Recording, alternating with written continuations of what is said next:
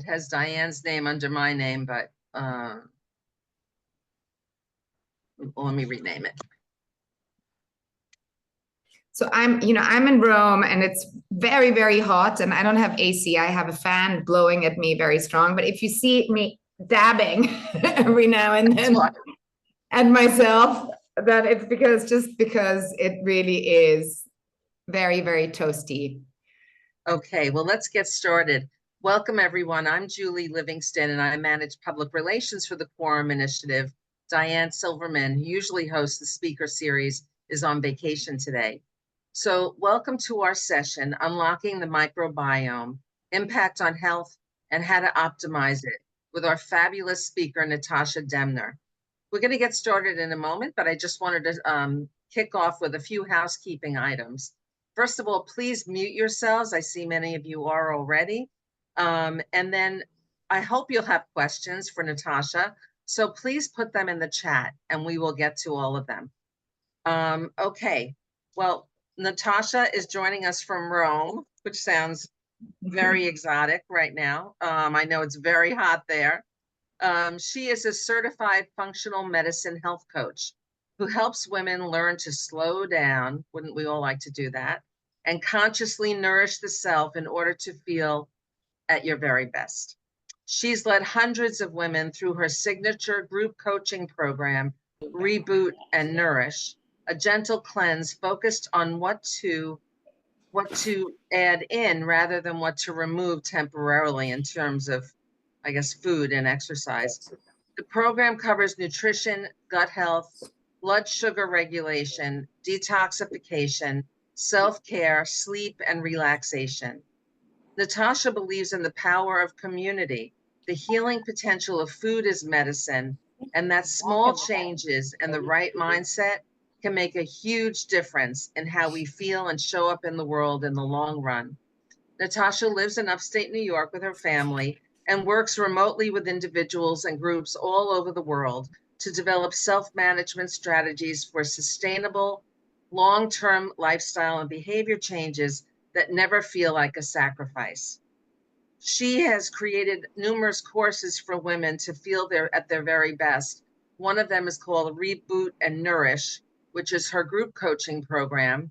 Those of you who are at the How retreat in May got a little taste of that. And she's actually going to provide us with a special offer for Quorum members, which we'll get to at the end of the session. So Natascha, let me hand it over to you. Thank you so much. It's such a pleasure to be here with you all. And I was there in May, unfortunately, just for a moment to lead the intention setting session, which was a big honor. I'm so inspired by Quorum, by the organization and the mission of the organization to give this space to women to support each other, to be a sounding board. And I really believe in the power of women coming together to support each other and becoming stronger in that way. So I think it's a wonderful organization and it's a pleasure to be here. I too work mainly with women, and I really believe that our physical and mental health are such an important aspect in how we're able to show up, the energy with which we're able to show up, both for in our private lives but also in our professional lives. And so that's kind of my side of things, that I think that a woman who feels really good in her body and strong and balanced will be able to be much more effective in everything she does, may it be at work or at home.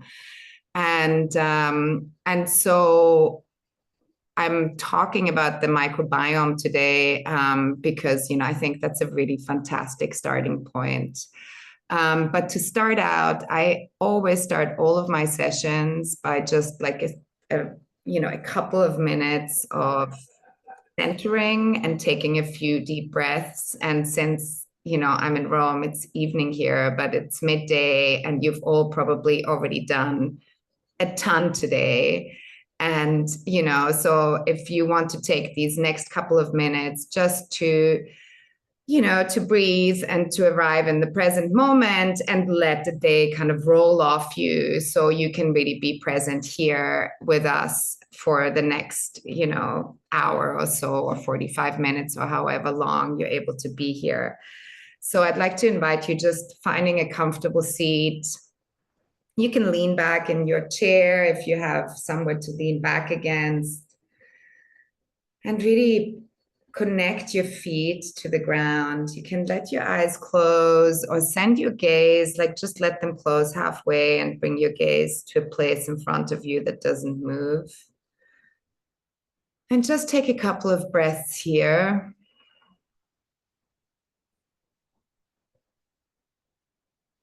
And you can imagine that with every inhale, you kind of expand your chest expands, your lungs expand, inviting in air and energy and space.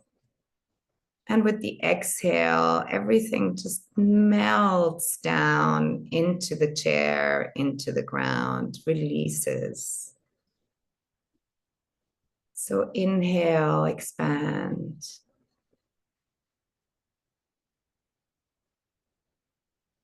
And exhale, let go.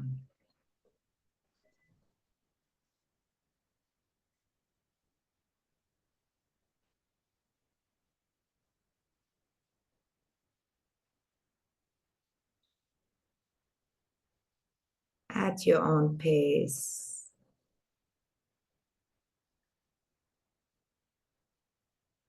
If you want to let go a little bit more, you can just extend your exhale gently.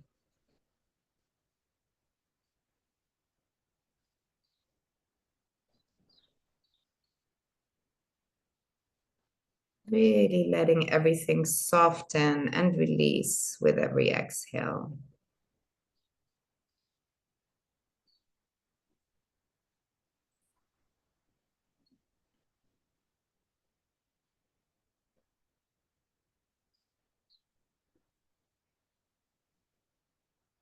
Inhaling, bringing in energy, oxygen, life force. And exhaling, releasing and letting go of everything you don't need in this moment.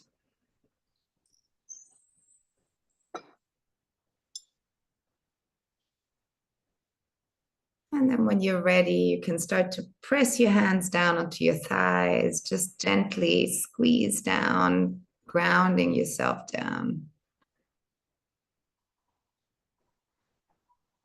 Coming to a normal breath. And when you're ready, you can crack your eyes open. And come back into the room. Welcome back.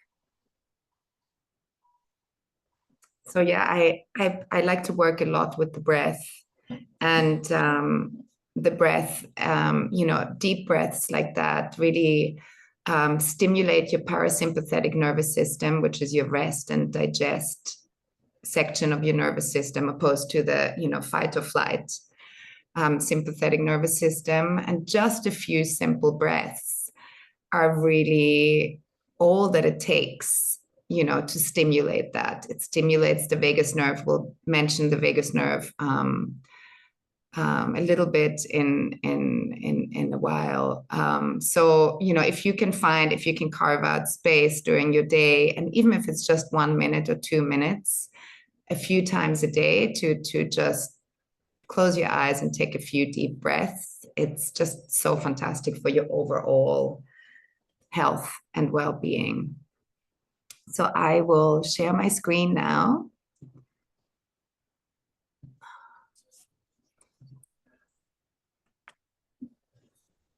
Can you see the screen? Oops. So today's presentation is about the microbiome. And as you can see, this is my hands on the screen with some soil from my garden. And I'll talk about this in a little bit. So today we'll talk about the importance of the microbiome and the role it plays in our mental and physical health. Whoops, sorry. We will discuss simple steps we can all take to support and optimize it in order to thrive. So we have 100 trillion bacteria in the gut. Scientists found that more than 10,000 microbial species occupy the human body. They estimate that the microbiome provides more genes that contribute to human survival than the human genome itself, which is 8 million versus 22,000, which is, I think, quite an incredible thing to wrap your mind around. And here you can see an image of the gut with all its little bugs in it. The gut microbiome is the collective term used to refer to all the microorganisms, including bacteria, fungi, and viruses that live in our intestines. There are many different microbiota in the body, including complex systems in the oral and vaginal cavities, colon, and the skin. The human microbiome is the overall composition of all microbiota in the body. And today we'll talk, mainly about the gut microbiome, but really affects, our conversation really is about all the microbiota, but mainly about the gut. Because Hippocrates said all disease begins in the gut, and that's why gut health in functional medicine is so very important and is always tackled first. And also in my course, I teach this group coaching program. It's a 3-week program. It's a gentle cleanse called Reboot and Nourish, and it is very much focused on what to add in rather than what to remove, both diet and lifestyle. And we really begin by understanding gut health. So disruption to the delicate balance of good and bad bacteria in the gut is called intestinal dysbiosis, and is linked to mental health disorders like depression and anxiety, inflammatory or irritable bowel syndrome, asthma, allergies, atherosclerosis, obesity, autoimmune disease, and hormonal imbalance, and metabolic disorders. The gut microbiome plays a crucial role in many aspects of human health and is involved in the digestion and absorption of nutrients, the development and regulation of the immune system, and the synthesis of important compounds such as vitamins and neurotransmitters.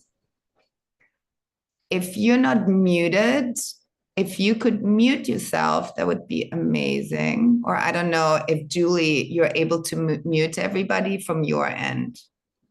No, I can't. So everybody, if you could please mute yourself, that would be most helpful. The gut microbiome also has a profound impact on nutrient absorption, detoxification, appetite, food cravings, and mental function.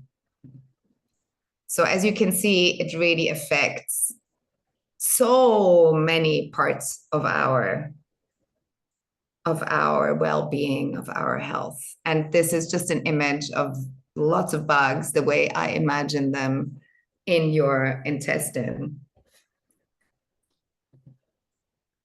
So several factors can negatively impact the gut microbiome and lead to a decrease in the number and diversity of microorganisms present.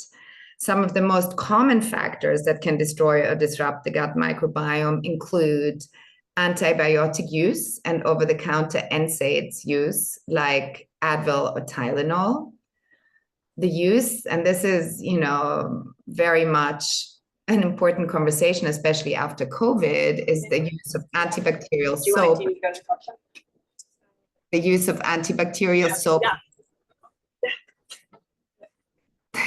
The use of antibacterial soap and disinfectant like Purell and antibacterial mouthwash, because while we were so worried about the viruses or the virus, and then consequently also other viruses, that we've kind of become obsessed with this antibacterial lifestyle. And unfortunately, while the antibacterial soap and the disinfectants may kill viruses, they will also remove all the beneficial bacteria from your skin, from your mouth. We really want to maintain as much of that as possible. And the next thing is a diet high in processed foods, sugar, and unhealthy fats. The SAD diet, the standard American diet. Chronic stress can alter the gut microbiome. And, with chronic stress we all live a stressed out life, because stress can be anything from, severe stress, which is taking care of an elderly parent, or, even of small children, or, stress at work, receiving an email, having a deadline, a stressful deadline, which can, disrupt the gut, alter and disrupt the gut microbiome, potentially leading to inflammation and other health issues. Environmental toxins, which we're all exposed to, lack of sleep, aging, which we're all exposed to also, alcohol consumption, and infections and parasites.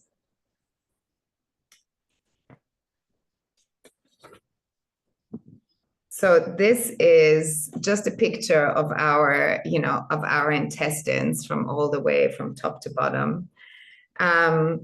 Interestingly, our emotions are heavily influenced by the nerves in our gut. 90% of the body's serotonin is found there. 90% of the body's serotonin is found in the gut. Your gut contains more neurotransmitters than your brain. Hence, the importance and the connection between gut health and mental health and, cognitive health in general. The gut-brain connection is the vagus nerve, which I teach about in detail in my course, Reboot and Nourish. And the vagus nerve, it's the nerve that connects the gut and the brain. It's the largest nerve in the body. And by stimulating, the vagus nerve goes through our throat and our chest, close to our heart and lungs. And by stimulating the vagus nerve, we can stimulate the parasympathetic nervous system, which is that relaxation response, the rest and digest section of the autonomic nervous system, which just has a world of benefits for our well-being. And there's some actually very simple practices you can integrate into your life on a daily basis to take care of that nerve and your nervous system.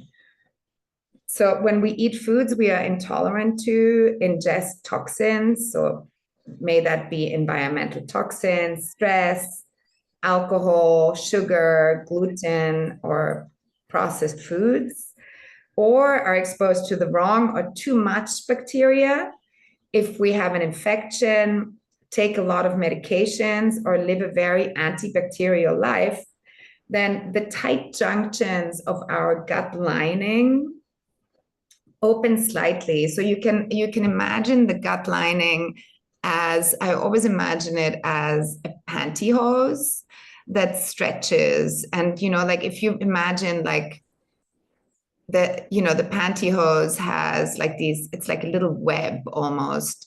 And, when it's kind of not stretched out, the holes are very small. And then the more you stretch it, the holes become larger. And so when the tight junctions of the gut lining open slightly, then tiny food particles can pass through and enter our bloodstream. And we call this leaky gut. Our immune system then freaks out because it doesn't know what this invader is and tries to attack the intruder, but sometimes gets confused and starts attacking itself. And this is when we're likely to develop autoimmune disease or an autoimmune reaction, because then the immune system will confuse the particles that come through the gut lining and attack your own tissue. So for someone with autoimmune thyroid disease, that will be the thyroid. For someone with rheumatoid arthritis, that may be the joints. That happens when the body confuses its own cells with the ones of the invader. The good thing is that the gut lining heals very quickly. Our body is quite magic, and we constantly produce new cells. So we're really designed to be able to heal. In order to heal, it's good to give our bodies a break every now and then. And so, that's why I'm a big fan of, taking a little time out once a year or twice a year to, do a little cleanse, where you really focus on a beautiful whole foods diet, stress reduction, less inflammatory foods, less alcohol, less, stimulants like coffee, and some time for the system to really, relax. So that brings us to what can we do to optimize the gut microbiome? What can we do in our day-to-day life? And how do we foster diversity in our gut?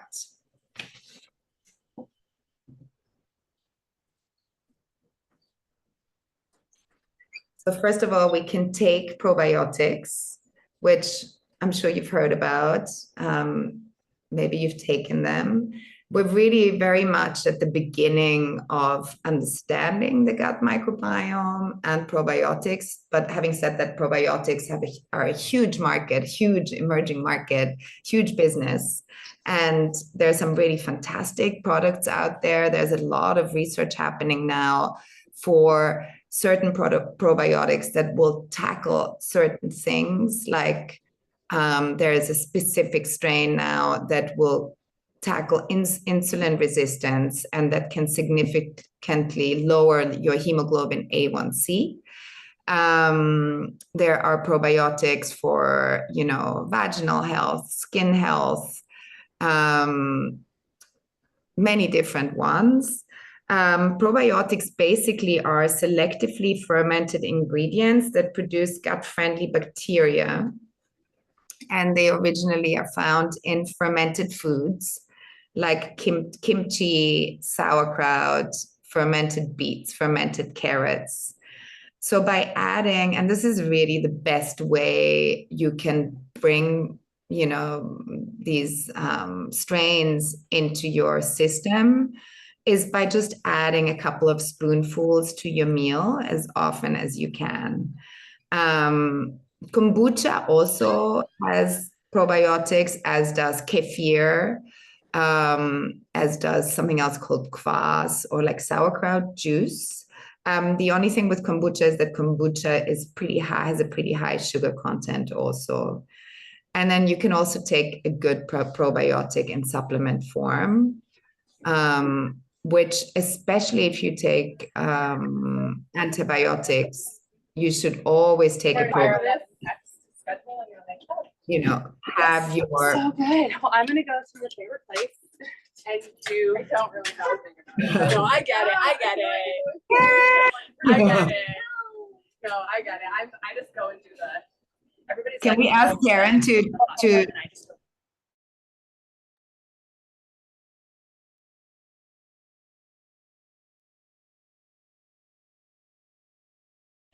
Natascha, you muted yourself.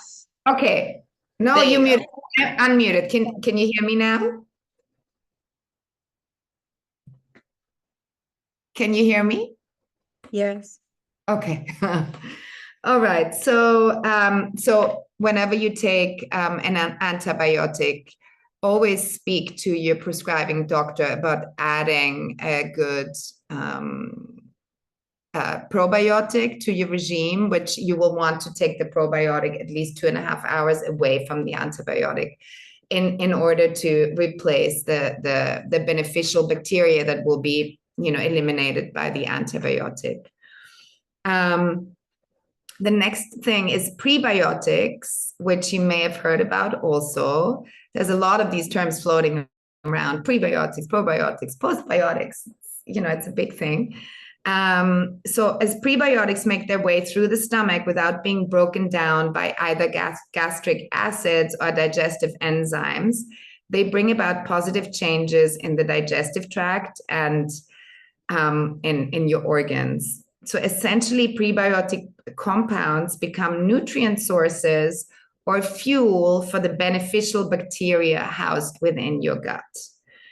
Prebiotics work together with probiotics to allow specific changes to take place, both in the composition and activity of the gastrointestinal system.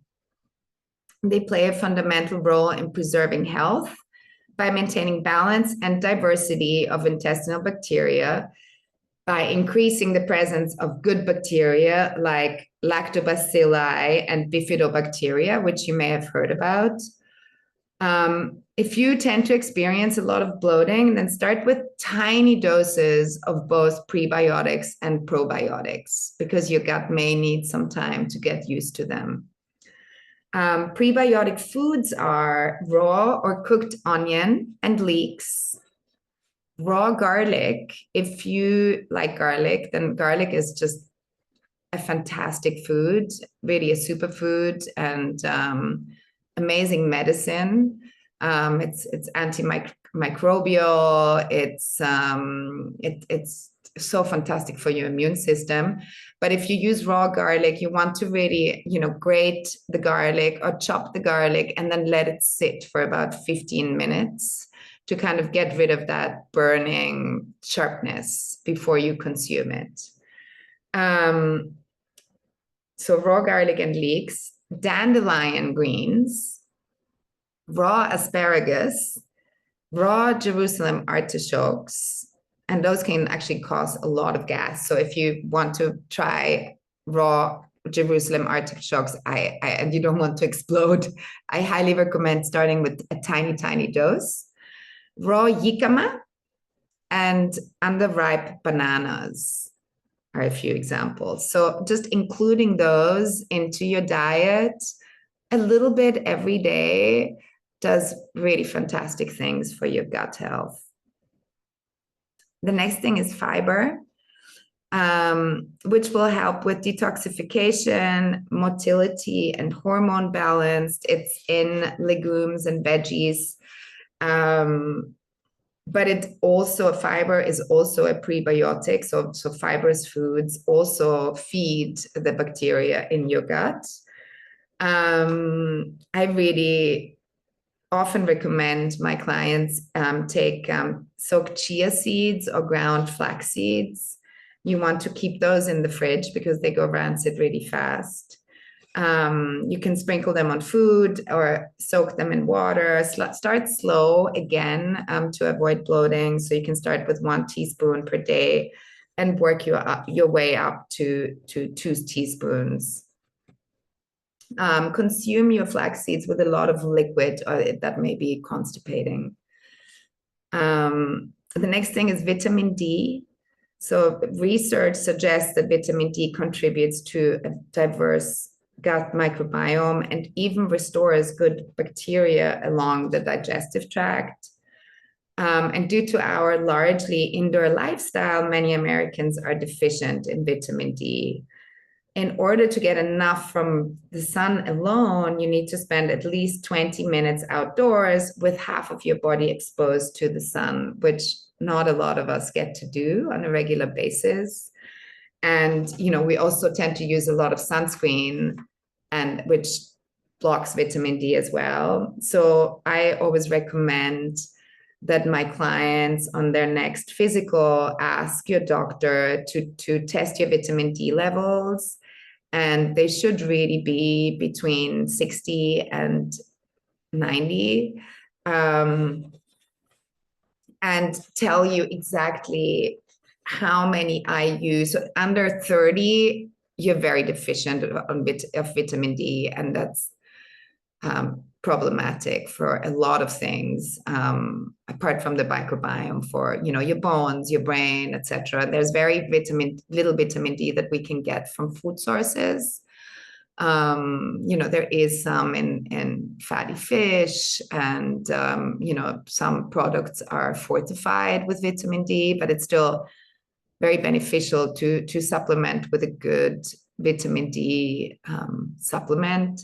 And you want to discuss that with your doctor to see how much you need. And the next thing is stress reduction. So, when we hear of stress reduction, we often think of meditation, which is really wonderful if you have a meditation practice. And even if you just do, a 5-minute guided meditation every morning or at night before falling asleep, that's a wonderful way to start.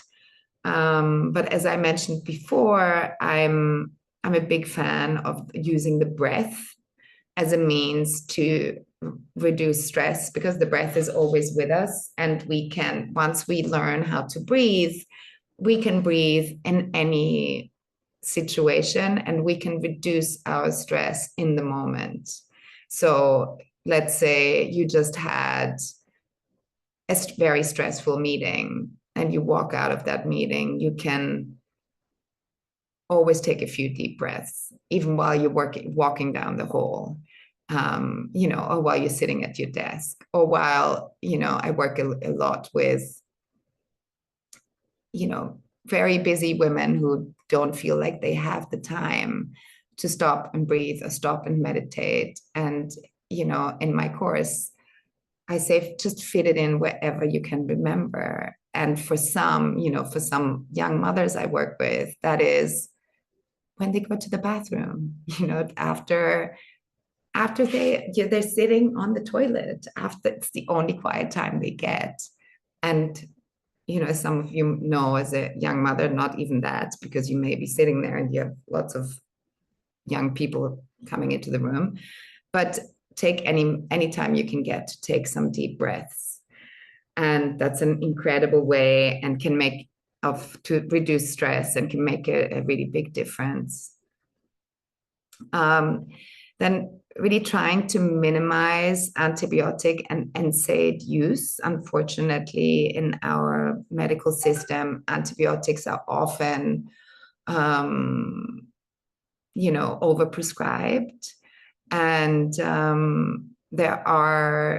I always recommend working with a capable herbalist, clinical herbalist. I have a really fantastic one if you ever need a recommendation. He's in upstate New York, and he works remotely as well, because there are a lot of herbs that have powerful mechanisms that work almost as well as antibiotics. And obviously you need them for certain things, and they're life-saving, but only when you really need them. And the same with NSAIDs, so when you do have a headache and it's not a strong headache, maybe try to breathe first, see if you're hydrated, maybe have some electrolytes.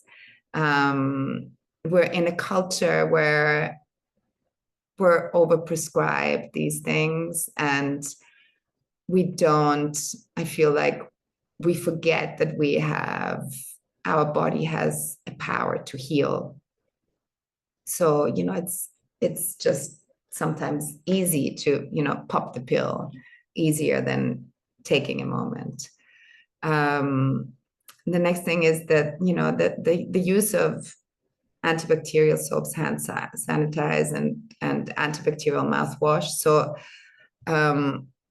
you can wash your hands well with regular soap, and it will sanitize your hands just as well as using antibacterial soaps or hand sanitizers. But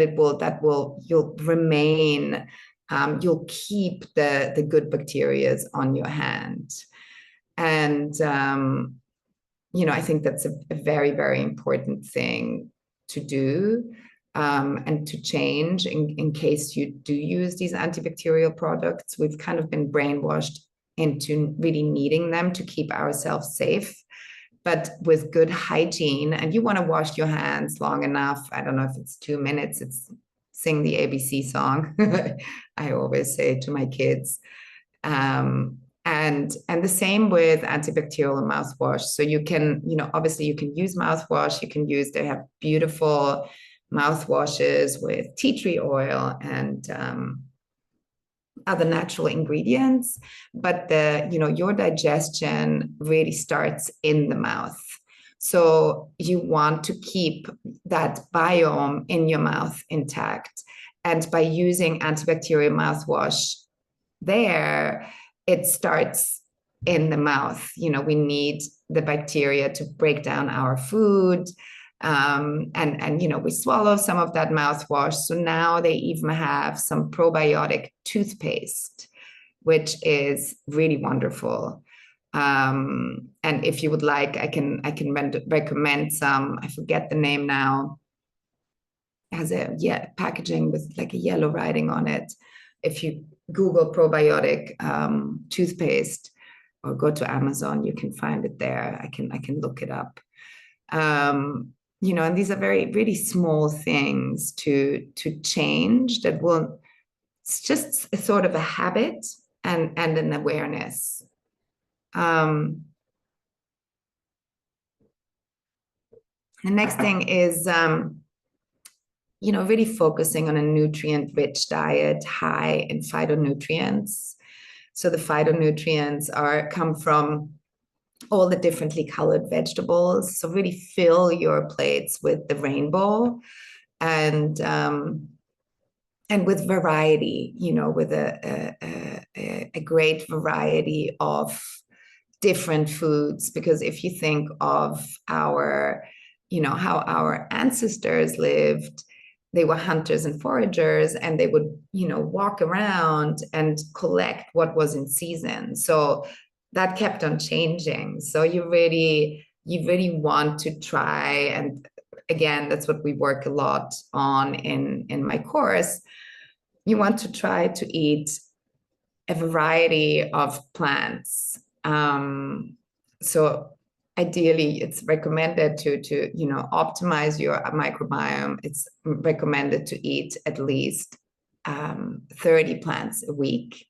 And that sounds like a lot and sounds scary, but if you think of, plants are all the herbs and spices, all the different grains, vegetables, fruits, nuts and seeds, it's really doable, but it takes awareness. And if I always love to imagine the bacteria, the microbes in the gut as these little, like little animals that in order to thrive, we need to feed them, and we need to nourish them and care for them. And there's so many different ones in there, and everyone likes something else. So you want to have a variety of foods to give a little something to everyone to kind of strengthen the whole. Excuse me, Natascha. Sure. I just wanted to do a time check real quick. It's 12:43. We have a bunch of questions. Okay. And I just want to make sure we get to all of them. So Remind me, do we have until 1 or we have we until have 1? until 1, but the questions may take some time. Okay. So Okay. let me just quickly breeze through the last few. So sleep doesn't need much of a we all should sleep at least 7 hours every night, if not more. Alcohol consumption, alcohol really is very really affects our microbiome and our gut health. So keeping alcohol consumption to a minimum, or maybe keeping your, glass of wine to the weekend, and then checking for gut infections. If you have a lot of discomfort, gut infections, parasites, and yeast overgrowth, which your doctor can do for you. And the last thing is getting out into nature, because, like the picture of my hands with the soil on when we first started, we used to eat vegetables that came straight from the soil, and the soil was much richer. And that really brings a lot of good bugs into our system. That's why they say to let kids play outside in the dirt, because that will strengthen and build their microbiome. And the same, goes for us. So getting out into nature, going into the woods, you're inhaling all the different microbes and bacteria into your lungs, into your system, touching nature, touching the trees, touching the soil is a really wonderful way as well to strengthen your microbiome. So that's it, for the microbiome and for, bringing that love to your gut. And I'm going to look at the questions now. Sorry, when I get carried away, I just talk. And also, Natascha, don't forget to tell us about your special offer. Yes, that's exciting. I will. And, a lot of the things, the special offer is that I am offering a course for the Quorum members at a reduced rate, because where we discuss all of the things, we work on all of the things and we implement all of the things. It's a group coaching program where we have 3 Zoom calls every week, and then we have a very active WhatsApp group, and it's beautiful to do within your community, because you support each other, you communicate, you share recipes, you really lift each other up and empower each other, and it's just so much more fun to do together. We'll be sending out details about the special offer by email to everyone, so you'll get that early next week. Yeah, and if you have any questions about it, please feel free to reach out to me directly. So let me look at the question, and that will be, I think, end of September it will start. So just to get us ready also for the holidays, and kind of after the summer to, we all know the summer is a little crazy. So the questions. First question. I know we're focused on women here, but we often a part of the whole family. Are there considerable differences in microbiome impacts to women versus men or children, versus adults versus elderly? No, these are all the things we discussed are great for the whole family. As I said, for all of us, it's great to get, especially children, to get outdoors. They say for children, it's really fantastic to have a pet or multiple pets, that will really strengthen their microbiome. This is something that's important for all of us. But the older we get, when we're young, as long as we play outside and we, maybe we have pets, it's as we get older and we're exposed to more toxins, and we have more stress and we sleep less, then it needs a little extra love, just like everything else when we get older. But it applies to men just as much as women. So you can do this for your whole family. Functional medicine is a kind of medicine where the practitioner looks at the root cause rather than just treating your symptoms. So they will look at where your symptoms come from, and we'll go back looking at your history, they'll create this big timeline, and they always start by treating your gut and looking at your gut first. And I'm a functional medicine health coach, so I work a lot with functional doctors and helping their clients. There's a lot of lifestyle medicine as well. So I help the clients make those changes as a coach. Fabiana says, I personally don't like the taste of fermented foods, but possibly could add some to a soup or larger dish. Does heating the fermented foods destroy the probiotics? Yes, it does, unfortunately. So if you don't like the fermented foods, maybe you like kefir, yogurt. If you don't, you can use a good probiotic supplement, and they do make supplements that can even be heated. There's a great brand called Thrive Probiotic it's a spore-based probiotic that can be mixed into your baking, into your oatmeal in the morning. So you can do that too. Last year I had anaphylaxis. Oh my God, that's scary. Oh my God, that's scary. I just had a wasp sting this week with hives all over my body. So that's very scary. I'm so sorry you've had to go through this. And now I carry an EpiPen. Should I be supplementing to help my immune response from overreacting in future exposures? Yes, I think that all of that is very helpful. Having said that, apparently I also have the same problem that every time you get stung, I think it gets worse. So the EpiPen is very important. But everything you can do for your gut health helps. I know that when you have such extreme reactions to insect stings, it's helpful to go and speak to an allergist and then maybe get those shots to desensitize you.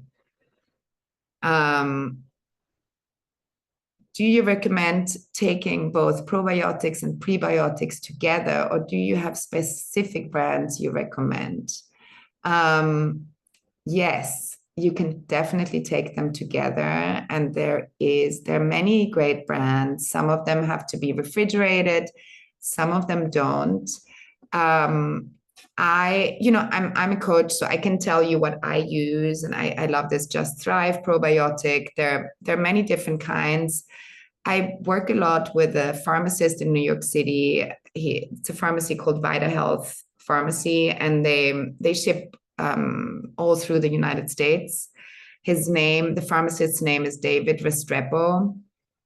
And if you have a more particular need, I would recommend calling him, and he can tell you. So when my kids take antibiotics, I ask him which strain they should be taking while they're on the antibiotics, and he can really guide you that way. So that's Vita Health Pharmacy in New York City, and you can call and ask to speak to David or any of the pharmacists there and tell him Natascha Demner sent you, and he's highly qualified to answer all those questions.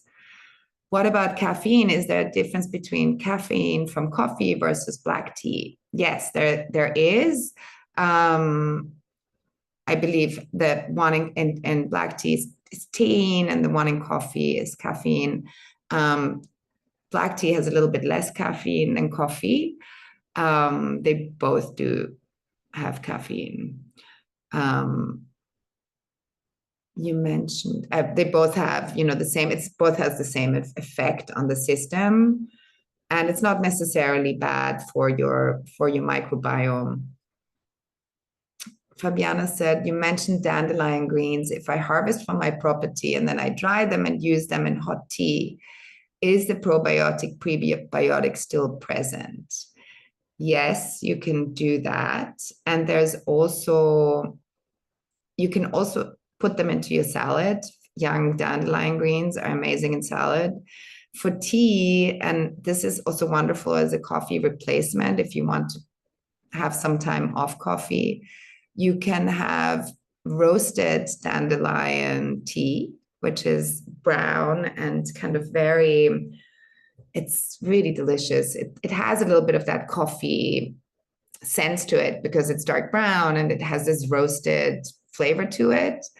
That's really wonderful too. For the prebiotic effect, I would have the raw dandelion greens, which you can get at the farmer's market or some health food stores, or on your property in the spring.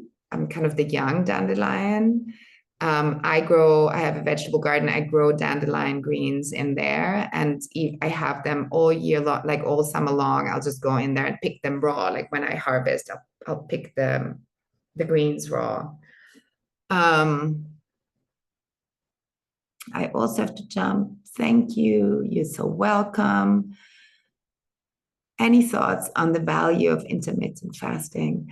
Yes, intermittent fasting can be extremely valuable, just because it can be really helpful for you to give your system a break for several hours. So to kind of finish eating early in the evening and then have a break overnight, have 12 to 16 hours overnight.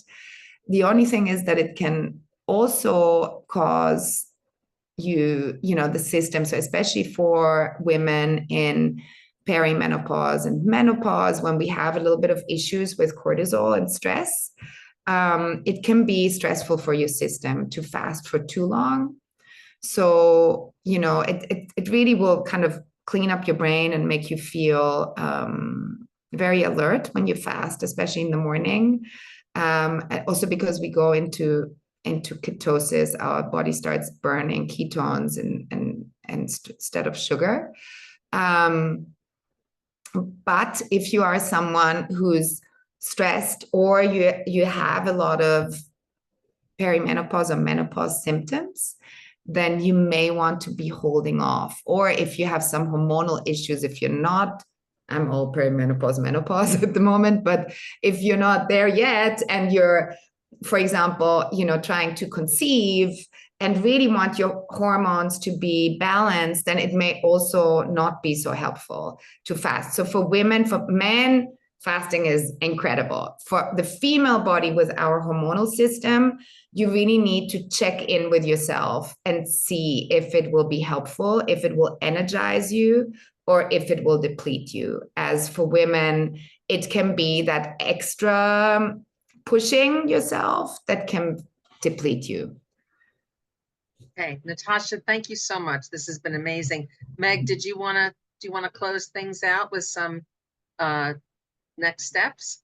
Well, Natascha, it feels like we could go on, and as you could tell, there were a lot of questions. So I don't know, the September community effort of kind of getting together and maybe joining and doing something together sounds terrific. So I really appreciate the offer to the whole group.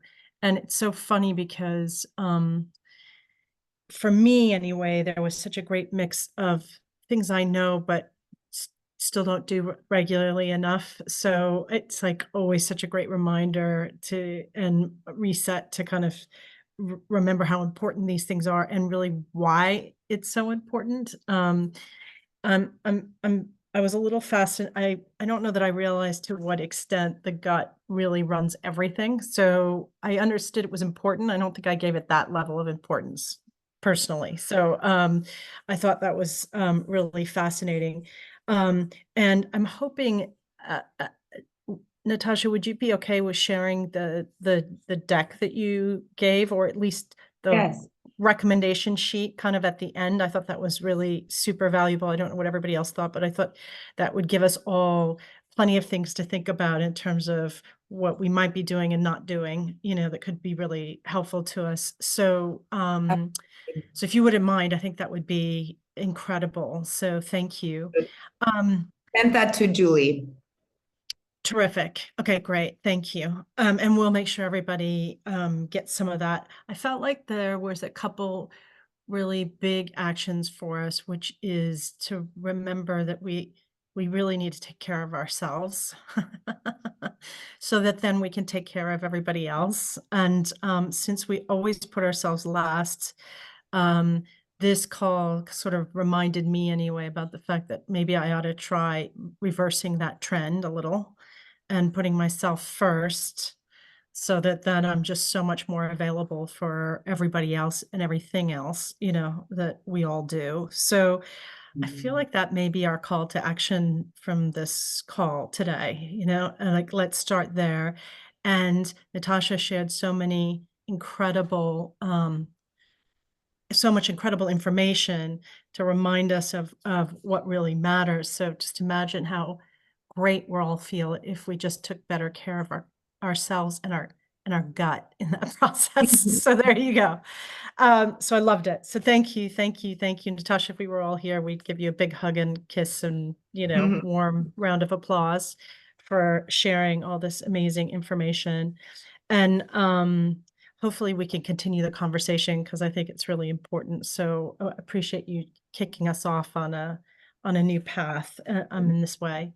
The only things I wanted to update, besides saying how wonderful it is to see all of you, as usual, is to remind you that the Quorum Initiative has its big How Forum in New York City in November, and there is a dinner the night of the 14th and the full day session on the 15th. And as usual, we have just incredible speakers coming. But just as importantly, we're going to actually run the forum a little different than we've done in the past. And what we're actually trying to do is pick up on some very important themes that we think affect all of us, that's important for all of us.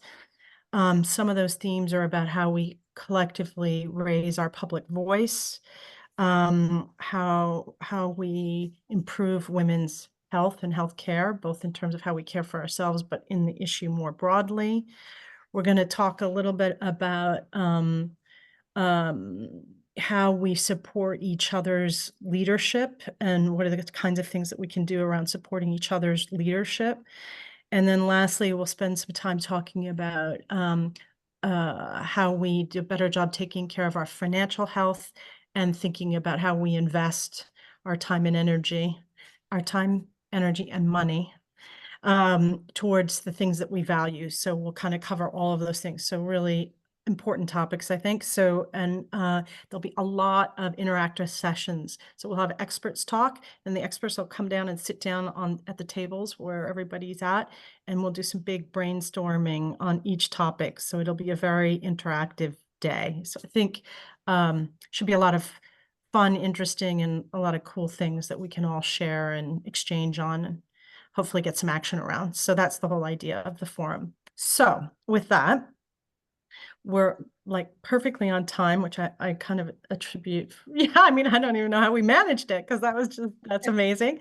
So Natascha, thank you for joining us all the way from Rome. And in your evening, I hope you go and have a beautiful meal and enjoy the rest of your night. Family meal, big family Yeah, meal. good. Well, enjoy that. And everybody else, enjoy the rest of the week. And stay cool. And I look forward to speaking with you all soon.